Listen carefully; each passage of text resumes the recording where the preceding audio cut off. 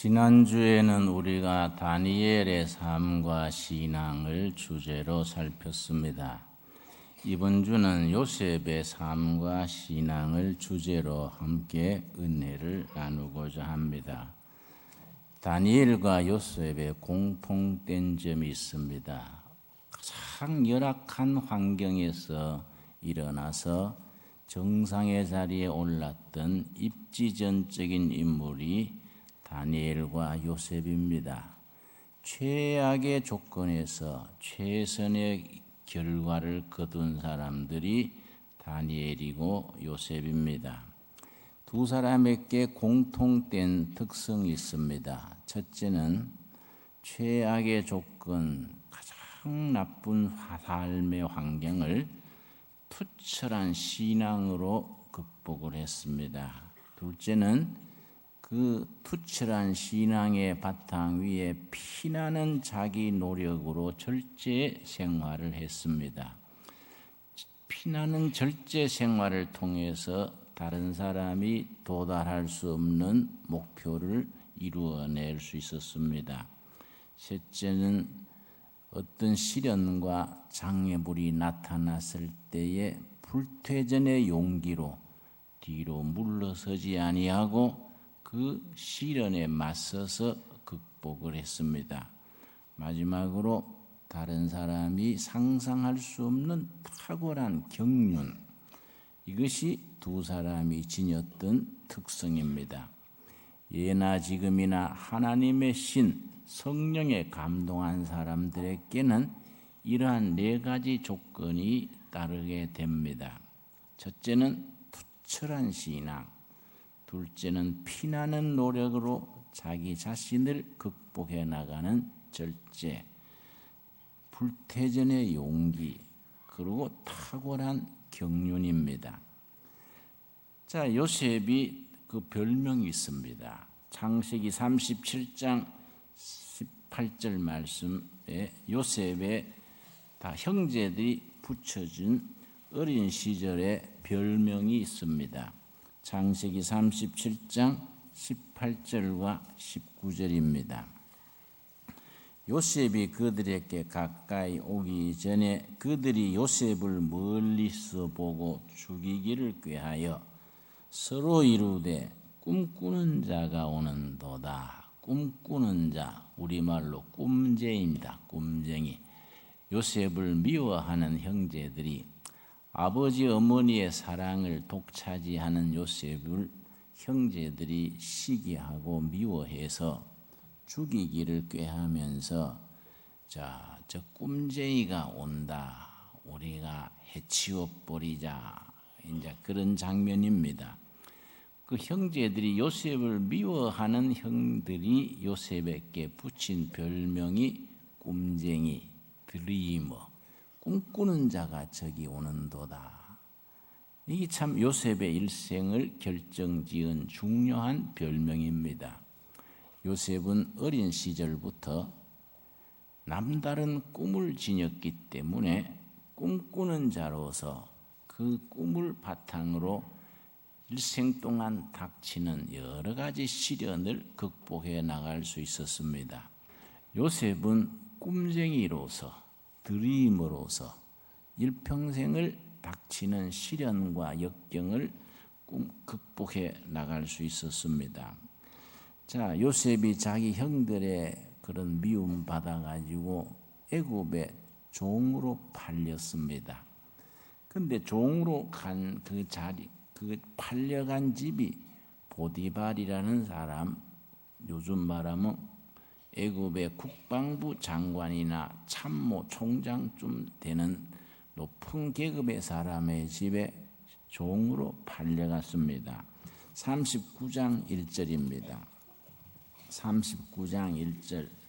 참 39장 전체가 우리들에게 굉장히 영적인 감동을 주고 영감을 주는 본문입니다. 창세기 39장 1절 말씀. 요셉이 이끌려 애굽에 내려가매 바로의 신하 친위 대장 애굽 사람 보디발이 바로 애굽 왕 바로 왕의 경호실장 혹은 무슨 참모총장쯤 되는 사람의 집에 그를 데리러 간 이스마엘 사람의 손에서 요셉을 산이라. 자, 2절 말씀이 참 우리에게 영적인 영감을 주는 본문입니다. 2절 우리 한번 같이 읽겠습니다. 여호와께서 요셉과 함께 하심으로 그가 형통한 자가 되어 그의 주인 애굽 사람의 집에 있으니. 제가 학생 시절에 이 본문 읽으면서 고개를 갸우뚱했습니다. 그 이상하다.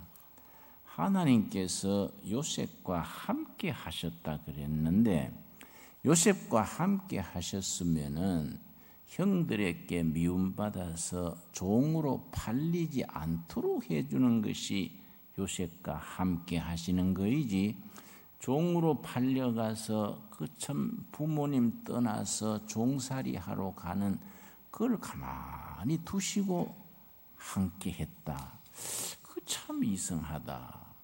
우리 아주 쉬운 말로 병 주고 약 주냐 그래 말하지요. 예?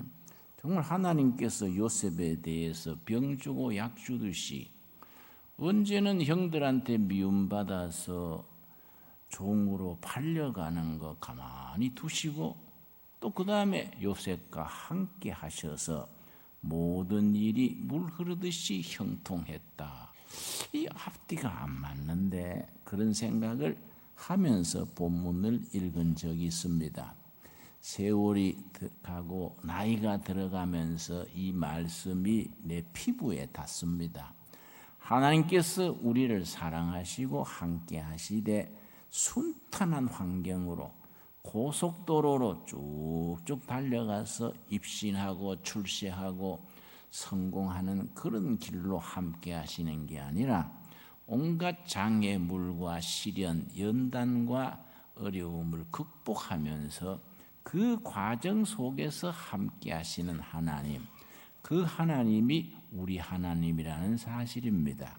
그런 점에서 창세기 39장은 우리들에게 큰 영적인 교훈을 줍니다. 창세기 39장에 여호와께서 요셉과 함께 하셨다는 말이 4번 되풀이해서 나옵니다. 그런데 이 39장이 요셉의 일생에 가장 힘들었던 시기입니다.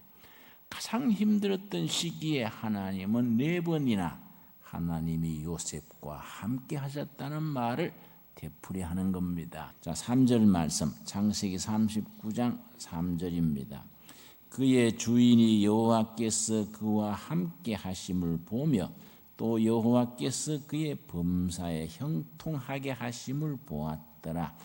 요셉이 그의 주인에게 은혜를 입어 섬김에 그가 요셉을 가종 총무로 삼고 자기의 소유를 다 그의 손에 위탁하니.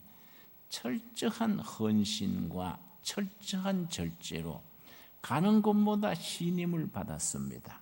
아, 요셉이란 청년은 틀림없는 사람이야. 가는 곳마다 인정받는다는 것이 참 중요합니다.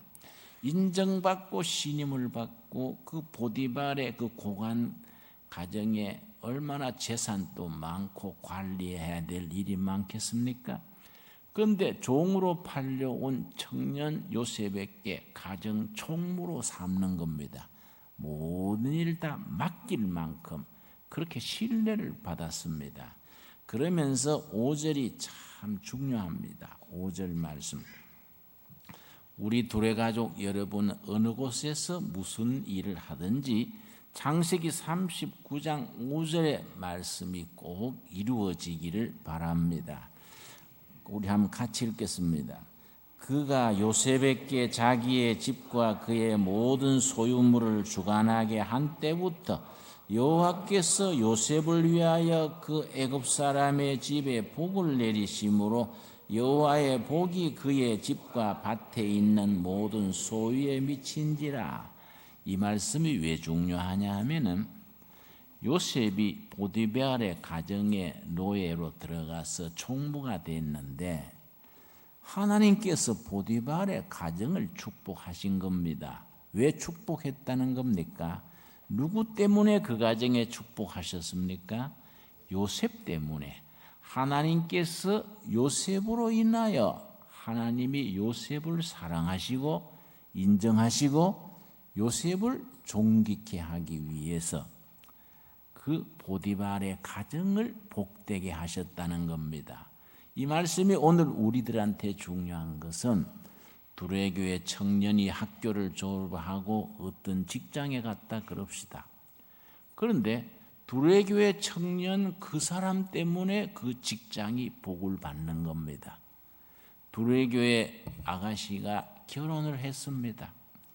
결혼해서 시댁에 가서 사는데 하나님께서 그 자매를 사랑하시고 그 자매를 아끼시기 때문에 그 가정에 축복을 하시는 겁니다. 바로 귀한 말씀이지요. 여러분, 우리 크리스찬들은 어디 가든지 복을 치고 들어가서 그 일터 전체가 복되게 하는 그렇게 쓰임받는 성도들로 세움받게 되기를 바랍니다. 그래서 저는 이 창세기 39장 5절 읽을 때마다 은혜 받아요. 그래서 나도 요셉처럼 내가 하는 일 가는 곳마다 복을 갖다가 심어주는, 복을 퍼뜨려주는 사람이 돼야지, 그런 다짐을 하게 됩니다.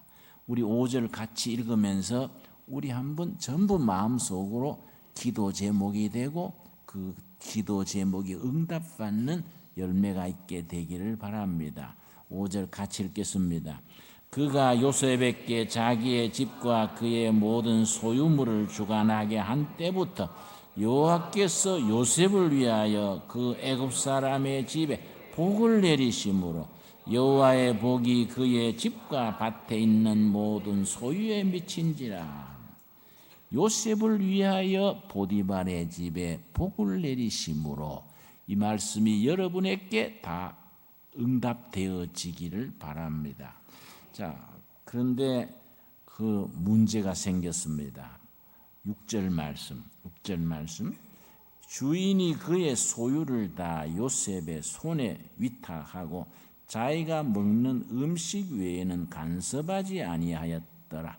요셉은 용모가 빼어나고 아름다웠더라. 아주 참 꽃미남처럼 잘생긴 얼짱입니다. 이게 요셉을 아주 참 고통당하게 한 겁니다.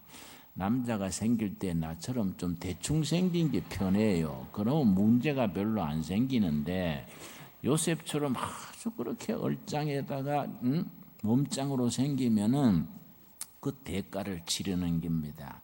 어떻게 됐는가? 8절 말씀, 7절 말씀.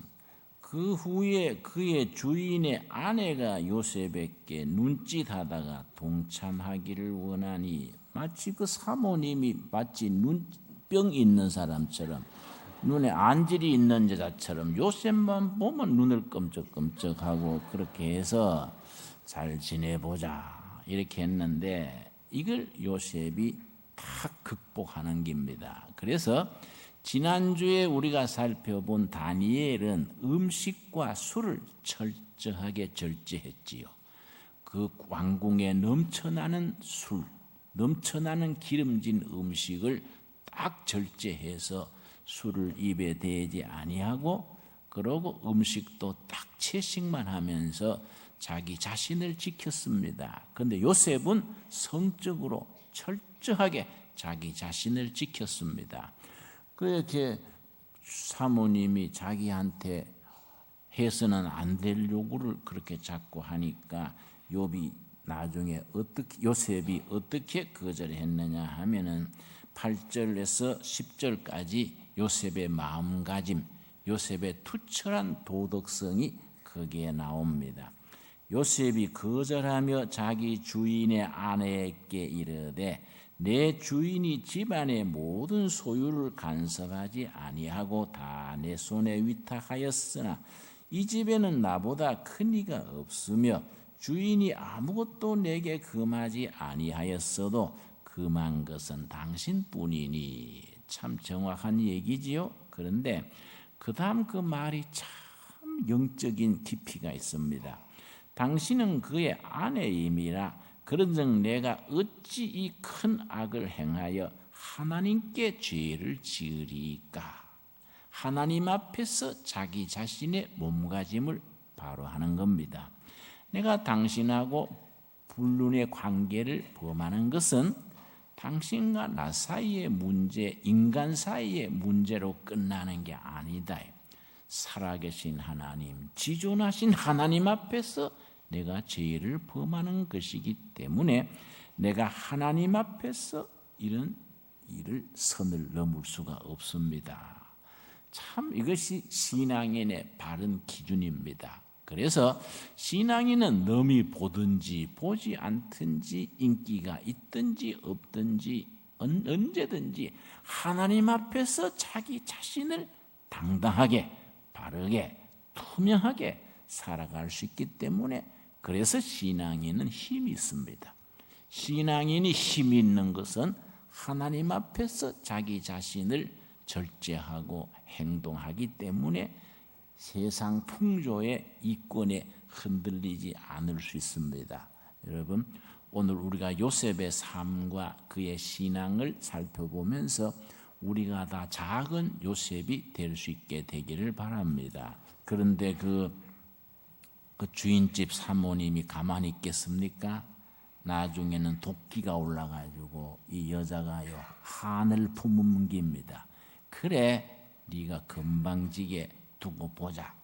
그러고 여자가 해코지를 하는 거이지요. 모함을 한 겁니다. 주인이 모처럼 오니까 자기 한 행실은 딱 감추고서는 당신이 그렇게 신용하는 요셉이 나를 겁탈하려 그랬어요. 그러니까 어리석은 남편이 주제 파악을 못하고 욱 해가지고 요셉을 아주 정치범 감옥에다가 갇히게 했습니다. 그때 왕궁 지하실에 있는 감옥이 정치범을 가두는 감옥인데 이게 얼마나 가혹하냐 하면은 그 감옥에 일단 들어가면은 그 당대 왕이 죽어야 나올 수 있습니다. 왕이 죽지 않으면 감옥에서 나오지 못하는 아주 그런 감옥입니다. 거기에 요셉이 갇힌 겁니다. 그런데 감옥에 갇혔는데 그 다음 21절입니다. 39장 21절 같이 한번 읽겠습니다. 여호와께서 요셉과 함께 하시고 그에게 인자를 더하사 간수장에게 은혜를 받게 하시매. 아까 내가 말씀드린 그대로지요. 억울하게 감옥에 갇히게 안 하셔야 하나님이 요셉과 함께 하시는 것 같은데 모함을 받고 억울하게 감옥에 갇혔는데 하나님이 요셉과 함께 하심으로 이게 참 읽을 때마다 우리로 하여금 생각하게 하고 신앙 고백이 이 속에서 나오게 하는 본문입니다. 여러분, 직장이나 인간관계나 몸의 건강이나 어떤 어려움이 있더라도 감옥에 갇힌 요셉을 하나님이 함께 하셨다는 말씀이 여러분의 자신에게 임하는 말씀으로 임하시게 되기를 바랍니다.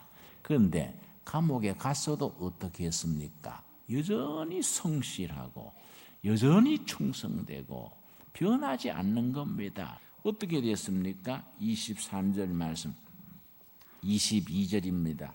간수장이 옥중 죄수를 다 요셉의 손에 맡김으로 그 재반 사물을 요셉이 처리하고 23절 같이 읽겠습니다. 간수장은 그의 손에 맡긴 것을 살펴보지 아니하였으니 이는 여호와께서 요셉과 함께 하심이라. 여호와께서 그를 범사에 형통하게 하셨더라. 같은 말씀이지요. 거기서 또 꿈 얘기가 나옵니다. 바로왕이 이상한 꿈을 꿨는데 그 꿈을 해석하는 사람이 없었습니다. 요셉이 바로왕의 꿈을 기막히게 해석을 하고 그로 인해서 30세에 재상으로 발탁되게 됩니다. 그 바로왕이 자기 꿈 해석을 정말 기막히게 해석하는 요셉을 만나보고 하는 말이 41장 37절입니다. 41장 37절 우리가 이런 말씀에 나오는 은혜와 축복을 우리가 받을 수 있어야겠습니다.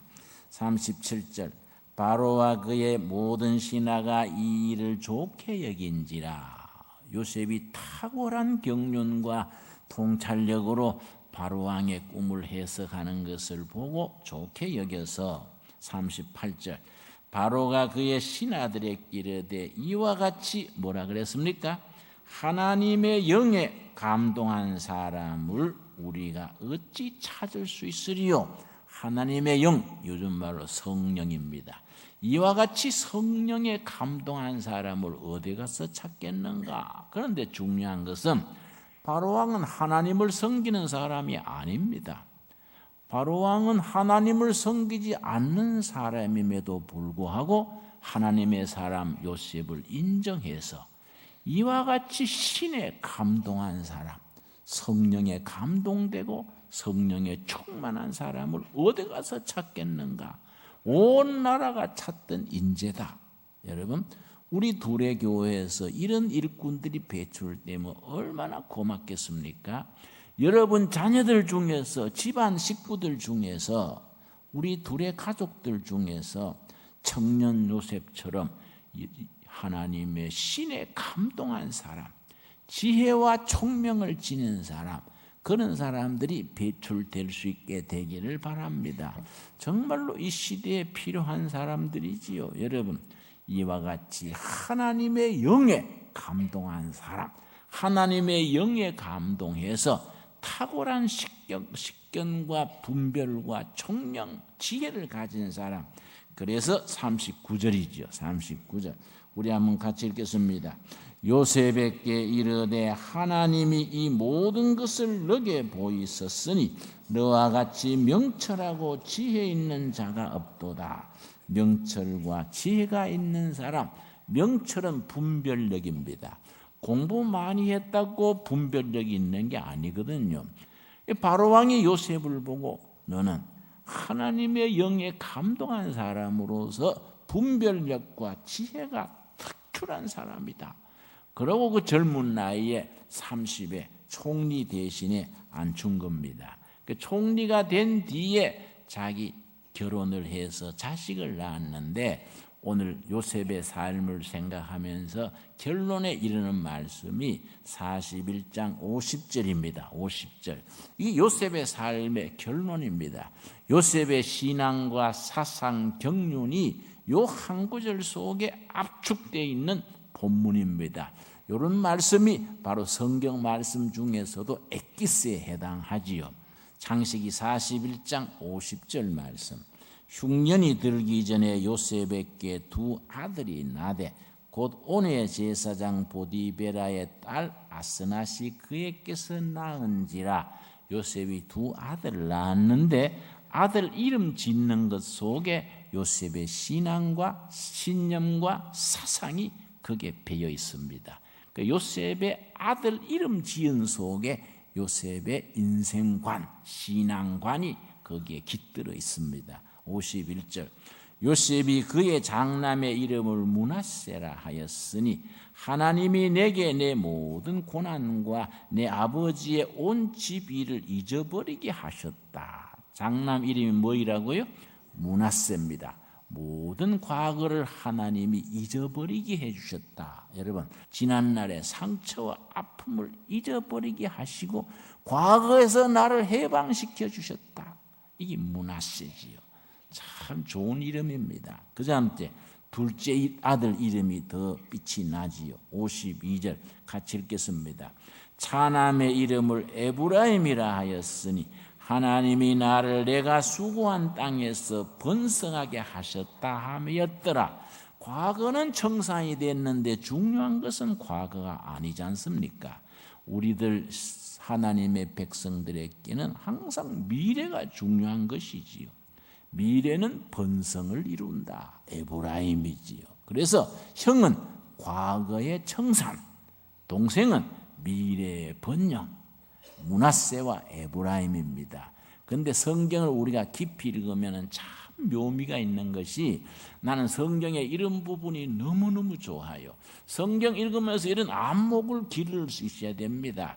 대충 졸면서 뭐 소풀 뜯어먹듯이 그렇게 성경 읽어 나가지 말고 성경 속에 있는 영적 흐름을 잘 분별을 해야 됩니다. 형 이름이 누굽니까? 므낫세지요. 동생은 누굽니까? 에브라임이죠. 그러면은 항상 므낫세가 먼저 나오고 에브라임이 뒤에 나와야 순서인데 이 성경 중간쯤 가면은 에브라임이 먼저 나오고 므낫세가 뒤에 나옵니다. 그러다가 성경의 신약 쪽에 쭉 들어가면은 성경 뒷부분에 가서는 아예 므낫세는 나오지 아니하고 에브라임만 나옵니다. 왜 그렇습니까? 성경에서 말해주는 것은 중요한 것은 과거가 아니다. 중요한 것은 미래다. 과거를 청산하게 하신 므낫세 하나님이 감사하신 하나님이지만은 중요한 것은 과거가 아니다. 중요한 것은 미래다. 미래. 그래서 에브라임을 앞세우고 에브라임과 므낫세 이렇게 나가는 겁니다. 그러다가 또 더 진행되면서 아예 므낫세는 빠져버리고 에브라임만 나옵니다. 여러분, 우리 성령의 사람 하나님의 백성들은 지난날을 다 아픔도 있고 영광도 있고 지난날에 상처도 있고 부끄러운 일 있지요. 이런 거 매여 있으면 안 되거든요. 이런 거 다 청산해 버리고 중요한 건 뭐냐? 그럼에도 불구하고 우리에게는 에브라임의 미래가 있다. 에브라임의 미래가 있다. 지난날의 아픔, 상처, 과오, 실패를 다 십자가 밑에 내려놓고 미래를 향해서 멋지게 당당하게 뻗어나가는 미래를 바라보고 희망을 품는 우리 둘의 가족들 될 수 있게 되기를 바랍니다. 우리 기도하겠습니다.